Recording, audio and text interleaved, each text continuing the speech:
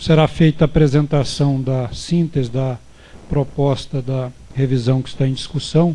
A apresentação essa que será feita pelo Hermano, que é especialista em regulação da ANEEL.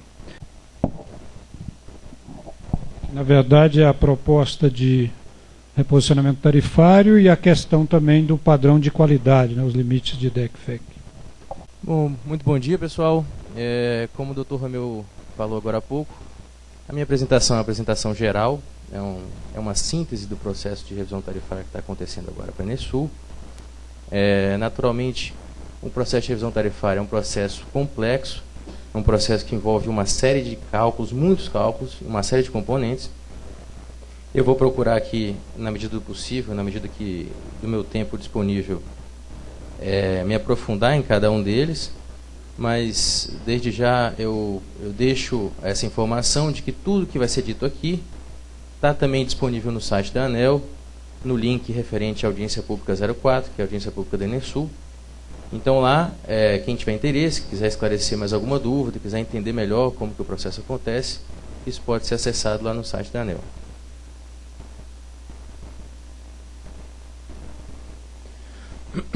Bom, então, essa é a terceira revisão tarifária da Enesul. As revisões tarifárias, elas são processos periódicos que acontecem a cada 4 ou 5 anos.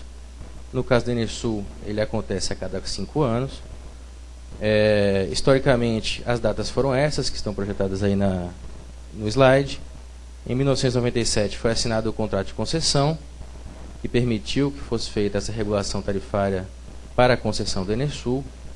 Em 2003 foi feita a primeira revisão tarifária, a segunda em 2008, e agora a terceira revisão tarifária está acontecendo em 2013. Naturalmente que todo ano é feita uma análise, todo ano é feito um processo tarifário. Então, nos anos em que não há revisão, ocorrem os chamados reajustes tarifários, são processos mais simplificados, enquanto que o processo de revisão tarifária busca definir o equilíbrio econômico-financeiro da concessão, é um processo mais complexo, envolve um cálculo muito maior. Nos reajustes tarifários, o objetivo é apenas manter o equilíbrio econômico-financeiro da concessão. Nós repassamos os custos não gerenciáveis, os custos chamados de parcela A, e os custos de parcela B, os custos gerenciáveis, são simplesmente atualizados por um índice econômico. E isso tem um objetivo, né? Não é à toa que as revisões são feitas a cada 5 anos. O objetivo é que nesse período entre revisões, quando a parcela B, quando a parcela de custos gerenciáveis da distribuidora ficar blindada, que ela possa incorporar eficiência à sua gestão, dado que a sua remuneração está fixa. Ela naturalmente, por uma questão econômica, por uma questão de incentivos econômicos, ela vai procurar reduzir o seu custo, né, com o objetivo de ter maiores ganhos. E aí, ao final dos 5 anos, nós reavaliamos os custos da distribuidora e esses ganhos de eficiência são então repassados para os consumidores. Essa que é a sistemática de incentivo que existe no processo de regulação econômica. Então, como foi dito no vídeo institucional, a cadeia produtiva da energia elétrica ela tem 3 segmentos: a geração, a transmissão e a distribuição. A distribuição ela é a ponta da cadeia, então cabe a ela fazer essa ponte entre o consumo, entre o segmento de consumo e o segmento produtivo. Então cabe à distribuidora arrecadar na sua tarifa um dinheiro, uma receita que seja suficiente para remunerar toda a cadeia. Então ela recolhe os custos com compra de energia, os custos com transmissão, os custos a receita para cobrir os seus próprios custos e repassa para os demais agentes da cadeia. Então, essencialmente, é isso que a revisão tarifária faz. Apesar de ser um cálculo complexo, o seu conceito é relativamente simples, né? O que a gente está buscando aqui é definir uma tarifa de equilíbrio, uma tarifa que seja suficiente para a distribuidora arcar com seus custos não gerenciáveis, que já foram explicados no vídeo, e os seus custos gerenciáveis. Quais são esses custos? São os custos para ela operar e manter a sua rede, são os custos para ela repor os seus ativos em uso, a depreciação dos seus ativos em uso, a chamada cota de depreciação, e para que ela tenha uma remuneração em cima dos investimentos que ela fez na concessão. Então, essencialmente, essa é a importância da revisão tarifária. É nisso aqui, na parcela B, que foca a revisão tarifária, é quando nós discutimos quão grande deve ser a parcela B da concessionária. Então, no caso particular da Enesul, a distribuição desses custos está exposta nesse gráfico aí. A compra de energia representa uma parcela grande, a maior parte, 34% dos custos da distribuidora. Como falado, eles são não gerenciáveis porque a distribuidora não tem como escolher de quem ela compra. As distribuidoras entram num pool, esse pool define-se quanto de energia que será necessário para ser comprado, e essa energia é leiloada, os distribuidores entram no leilão público, onde os distribuidores ofertam para atender esse mercado ao menor preço possível. Então, aqueles que oferecerem o menor preço serão os vencedores do leilão. Então, apesar de não haver gerência da distribuidora, existe um mecanismo de competição que garante que esse preço seja módico. Da mesma forma, na transmissão, apesar de representar uma parcela muito menor, apenas 3%, a distribuidora também não tem gerência sobre o custo de transmissão, mas ela é definida por competição entre os transmissores. Aqueles que oferecerem o menor preço, a menor tarifa, vence o leilão. Os encargos setoriais também são não gerenciáveis, são criados por uma política de governo, o Congresso Nacional, o Ministério de Minas e Energia, o Poder Concedente, com finalidades específicas, e também são repassados para as destinações específicas e cobrados do consumidor. Além disso, compõe a tarifa também os impostos, tanto os impostos federais quanto os estaduais, o ICMS e o PIS/COFINS. E, por fim, 30,9%, uma fatia considerável, são os custos referentes à distribuidora. São os custos que a distribuidora vai adquirir, são os custos que ela vai usar para manter e investir e cuidar da sua rede e atender seus consumidores de forma eficiente. Reparem que essa proporção que está sendo colocada aqui, ela é um pouco diferente da proporção que foi apresentada no vídeo. Isso porque agora, no início do ano, houve um movimento de redução tarifária, onde foram revistos, houve uma revisão extraordinária, onde foram revistos esses custos não gerenciáveis, de compra de energia, transmissão e encargos setoriais. Foi um movimento do governo federal. As usinas já depreciadas e as concessões de transmissão já depreciadas tiveram uma considerável redução do seu preço, e foram extintos vários encargos setoriais. Então, o que está se discutindo agora nessa revisão é um processo de revisão da parcela B, posterior a essa revisão extraordinária dos custos de parcela A. Além do parcela A e da parcela B, existem também os componentes transitórios, que nós convencionamos chamar de componentes financeiros, que na verdade são contas de ajuste. Como o processo tarifário, reajuste ou revisão, ocorre apenas uma vez por ano, e ao longo desse ano esses custos podem haver variações não previstas de custos. Essas variações entram numa conta de ajuste, e essa conta então é compensada no processo tarifário seguinte. Então, por causa dos componentes financeiros, que existe a variação entre o reposicionamento tarifário e o efeito ao consumidor, como eu vou mostrar mais adiante. Então, aqui já o resultado em números da revisão tarifária da Enesul. Como eu falei agora há pouco, existem os componentes de parcela A e parcela B, e existem os componentes externos, que são os financeiros. No caso da Enesul, a parcela A mais parcela B variou em 5,19% negativamente, ou seja, estão caindo em 5,19%, mas em função da presença desses componentes financeiros, esse efeito é um pouco menor. Isso é um caso, no caso específico da Enesul, poderia ser maior. Então, o efeito percebido pelo consumidor é de menos 3,67% em média. Decompondo, então, esse menos 3,67%, como foi falado agora há pouco, a revisão tarifária é o efeito líquido de a variação de todos os componentes de custo. Então, agora, o que esse gráfico se propõe a fazer é decompor esses por componente de custo. A gente observa que alguns estão subindo, outros estão caindo. No caso, o componente que contribui para a maior queda é a distribuição, né? São os custos gerenciáveis que estão sendo revistos agora. Eles contribuem com menos 12,26%, ou seja, se houvessem apenas eles na composição da tarifa, essa seria reduzida de menos 12,26%.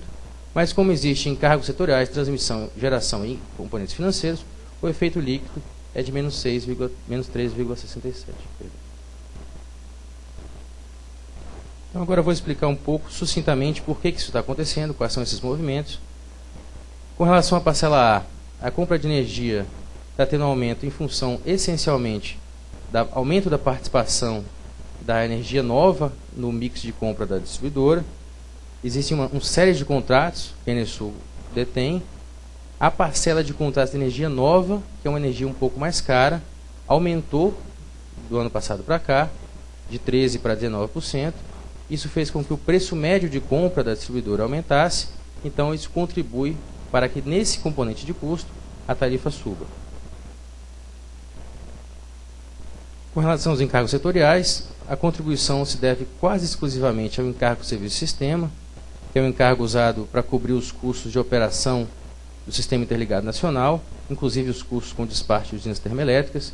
Como foi muito veiculado na mídia, a gente se encontra hoje num momento de hidraulicidade ruim, ou seja, os reservatórios estão baixos, estão se recuperando, mas estão numa situação relativamente baixa, e está havendo a necessidade de despachar usinas termoelétricas. Então, esse custo adicional de despacho dessas usinas é rateado entre todos os consumidores do país, inclusive os consumidores da Enersul. Isso está contribuindo para o aumento da parcela A. Com relação à parcela B, existem 3 movimentos. Primeiro é a redução da taxa de remuneração.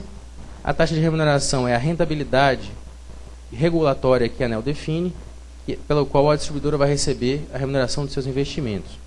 No caso, a cada ciclo tarifário, ou seja, a cada conjunto de revisões tarifárias, a ANEEL define um valor, referência para todas. No primeiro ciclo de revisão tarifária, aquelas de 2003 a 2004, esse número era em torno de 11,26%, e foi caindo gradativamente, e o número agora é de 7,5%. Então, essa redução da remuneração está contribuindo para a queda da parcela B. Além disso, foi revista a cota de reintegração regulatória. A cota de reintegração é um conceito contábil, ou seja, é um dinheiro que a distribuidora recebe para repor os seus ativos em uso, a depreciação dos seus ativos em uso.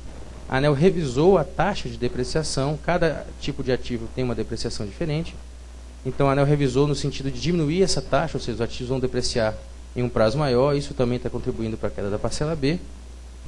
E, por fim, os custos operacionais estão sendo revistos dentro de um conceito de produtividade, que sempre se faz, de manter os custos operacionais dentro do limite da eficiência em comparação com outras distribuidoras. Então, conforme exposto, o efeito é de menos 13,67% em média. Isso é o efeito dos movimentos de parcela A e parcela B. Acontece que isso é um efeito médio para todos os consumidores. Existe uma série de consumidores, diversas classes de consumidores atendidos em diversos níveis de tensão. E a forma de rateio desses componentes entre cada tipo de consumidor é diferente, ou seja, a estrutura tarifária para cada consumidor é diferente, né? Então, em função disso, na medida que os componentes individuais variam em percentuais distintos, também o efeito percebido por cada consumidor vai ser diferente, em função dessa mudança de estrutura tarifária. Então, é isso que está sendo apresentado aí.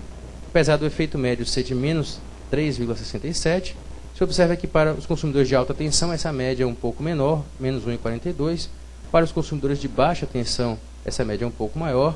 Enfim, para cá, aí é apresentado um resumo por nível de tensão, onde se observa que isso varia de acordo com cada nível e cada classe.